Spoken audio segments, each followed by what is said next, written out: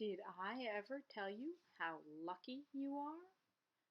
By Dr. Seuss. Book. This book, with love, is for Phyllis the Jackson. When I was quite young and quite small for my size, I met an old man in the Desert of Dries, and he sang me a song I will never forget. At least, well, I haven't forgotten it yet. He sat in a terribly prickly place, but he sang with a sunny, sweet smile on his face. When you think things are bad, when you feel sour and blue, when you start to get mad, you should do what I do. Just tell yourself, ducky, you're really quite lucky. Some people are much more, oh, ever so much more, so muchly much more unlucky than you. Be glad you don't work on the Bunglebung Bridge that they're building across Boober Bay at Bum Ridge. It's a troublesome world. All the people who are in it are troubled with troubles almost every minute. You ought to be thankful, a whole heaping lot, for the places and people you're lucky you're not. Just suppose, for example, you lived in Gazette and got caught in that traffic on Gazette Highway 8.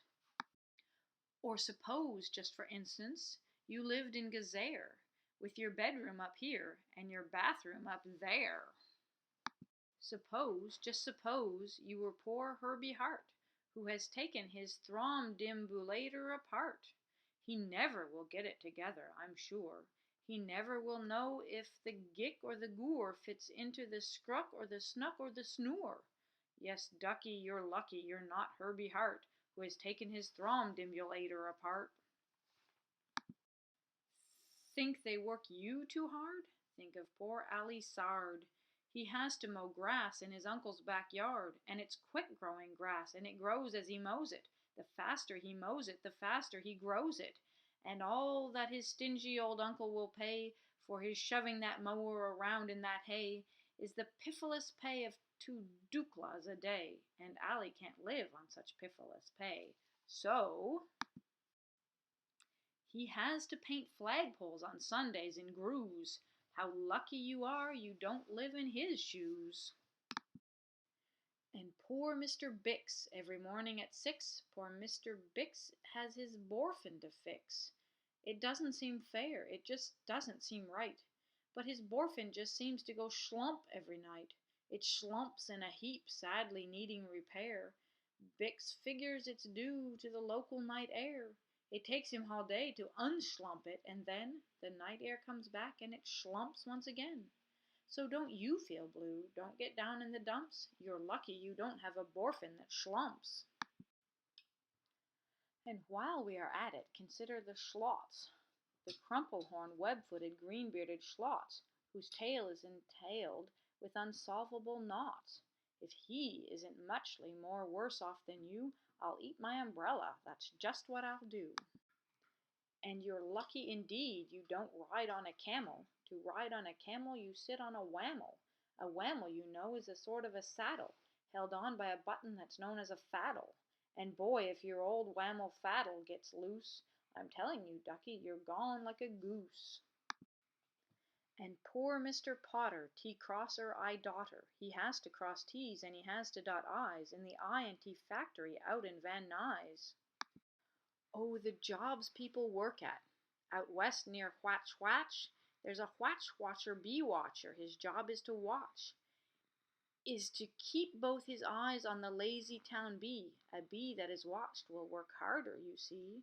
Well, he watched and he watched, but in spite of his watch, that bee didn't work any harder, not much.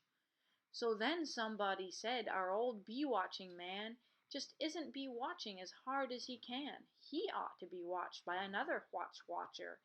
The thing that we need is a bee-watcher. Well, the bee-watcher watched the bee-watcher. He didn't watch well, so another watcher had to come in as a watcher. And today all the watchers who live in Watch are watching on watching the watcher who's watching that bee. You're not a watcher. You're lucky, you see. And how fortunate you're not Professor DeBreeze, who has spent the last 32 years, if you please, trying to teach Irish ducks how to read Jivanese. And think of the poor puffing Pooglehorn players who have to parade down the Pooglehorn stairs every morning to wake up the Prince of Pooboken. It's awful how often their poogles get broken. And oh, just suppose you were poor Harry Haddo. Try he as he will, he can't make any shadow. He thinks that perhaps something's wrong with his giz, and I think that by golly there probably is. And the brothers Bazoo, the poor brothers Bazoo, suppose your hair grew like theirs happened to do. You think you're unlucky? I'm telling you, ducky, some people are muchly, oh, ever so muchly more unlucky than you. And suppose that you lived in that forest in France, where the average young person just hasn't a chance to escape from the perilous pants-eating plants. But your pants are safe, you're a fortunate guy, and you ought to be shouting, "How lucky am I!"